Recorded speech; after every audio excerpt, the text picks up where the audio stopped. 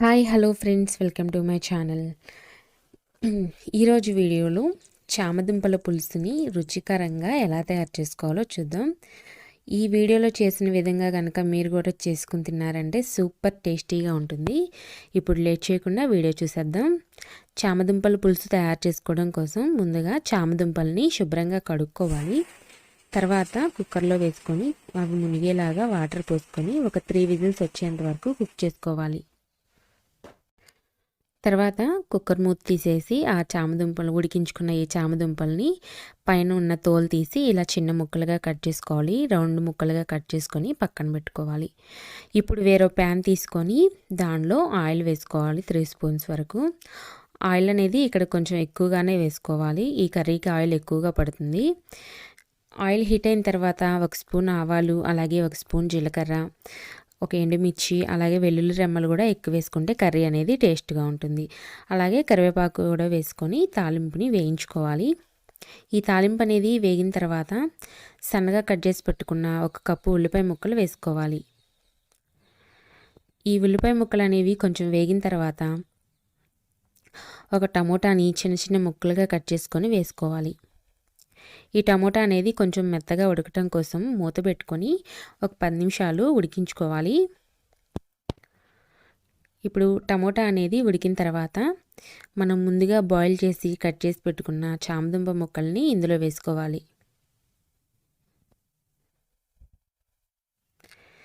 ఈ చామదుంప ముక్కలు వేసుకున్న తర్వాత ఇందులో రుచికి సరిపడా సాల్ట్, అలాగే ఒక 1/2 టీ స్పూన్ పసుపు, ఒక 3 స్పూన్ల కారము వేసుకోవాలి. ఈ సాల్టు కారము వేసిన వెంటనే చింతపండు పులుసు పోయకుండా ఈ కారం సాల్టు ముక్కలకి పట్టేలాగా బాగా కలుపుకొని మూత పెట్టుకొని ఒక 10 నిమిషాలు లో ఫ్లేమ్లో పెట్టుకొని ఉడికించుకోవాలి. ఇలా ఉడికించుకోవడం వల్ల ఉప్పు కారం అనేది ముక్కలకి బాగా పట్టి టేస్టీగా ఉంటాయి. ఇప్పుడు ఈ విధంగా ఈ కారం అనేది ముక్కలకి పట్టిన తర్వాత మూత పెట్టుకొని లో ఫ్లేమ్లో పెట్టుకొని ఉడికించుకోవాలి. 10 నిమిషాలు ఉడికిన తర్వాత మనం ముందుగా నానబెట్టుకున్న చింతపండు రసం తీసి ఇందులో వేసుకోవాలి. చింతపండు రసం అనేది ఈ ముక్కలు మునిగేంత వరకు వేసుకోవాలి.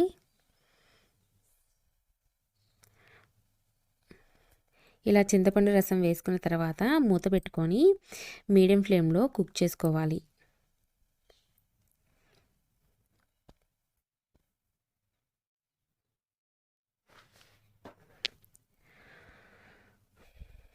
మధ్యలో ఒకసారి మూత తీసి ఈ పులుసు అనేది బాగా ఉడుకుతున్నప్పుడు 1 స్పూను శనగపిండిలో కొంచెం వాటర్ యాడ్ చేసుకొని కలుపుకొని ఇందులో వేసుకోవాలి. ఇలా వేసుకోవటం వల్ల కర్రీ అనేది చక్కగా చిక్కగా వస్తుంది.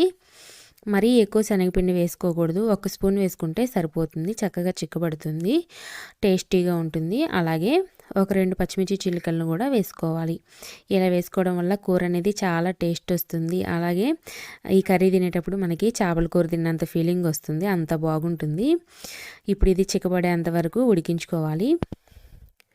కర్రీ అనేది బాగా చిక్కబడింది. ఆరితే ఇంకా ఎక్కువ చిక్కబడుతుంది. నేను ఈ స్టేజ్లో ఉన్నప్పుడు ఆఫ్ చేస్తున్నాను. ఈ విధంగా కనుక చామదుంపల పులుసు చేసుకుంటే చాలా రుచికరంగా ఉంటుంది. మీరు కూడా ఒకసారి ట్రై చేయండి. ఈ వీడియో మీకు నచ్చినట్లయితే లైక్ చేయండి. మన ఛానల్ని సబ్స్క్రైబ్ చేసుకోవడం మర్చిపోవద్దు. మరో కొత్త వీడియోతో మీ ముందుంటాను. అంతవరకు బాయ్.